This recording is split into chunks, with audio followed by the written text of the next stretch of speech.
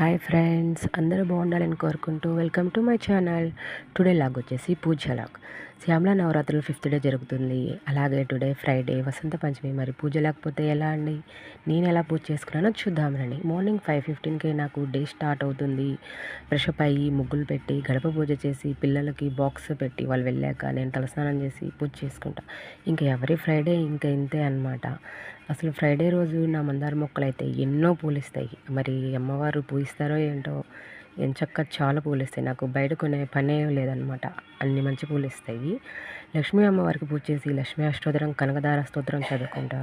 ఆవు పాలు తప్పకుండా నైవేద్యంగా పెట్టుకుంటాను. సాయంత్రం సమయంలో లలిత సహస్రనామం చదువుకుంటాను. మరి ఈరోజు వసంత పంచమి కూడా కలిసి వచ్చింది కదా. శ్రీ అంటే లక్ష్మీ అమ్మవారు, పంచమి శ్రీ పంచమి అంటే ఎంచక్క సరస్వతీదేవి, లక్ష్మీ వారిని ఇద్దరిని పూజించుకోవచ్చు. నేను నా పిల్లల చేత చిన్నప్పటి నుంచి ఒకటే పద్ధతిని అలవాటు చేశాను. మార్నింగ్ వాళ్ళు హడావుడి కుదరదు కదా, అందుకని ఈవినింగే పూజ చేయిస్తాను.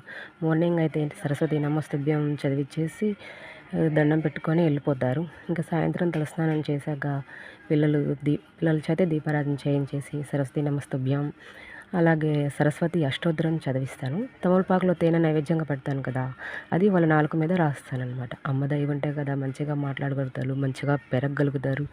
మనకి మంచి మాట ఉంటేనే కదా మనం భవిష్యత్తులో ముందరకు వెళ్ళగలుగుతాము. పబ్లిక్ ఎగ్జామ్స్ ఉన్న వాళ్ళైతే ఎంచక్కా పిన్నులు, బుక్స్ అమ్మ వద్ద పెట్టండి. ఎగ్జామ్స్ అప్పుడు అవి వాడండి. చాలా బాగా అనిపిస్తుంది అనమాట. చాలా సెంటిమెంట్గా కూడా అనిపిస్తుంది. తప్పకుండా చేసుకోండి నచ్చితే.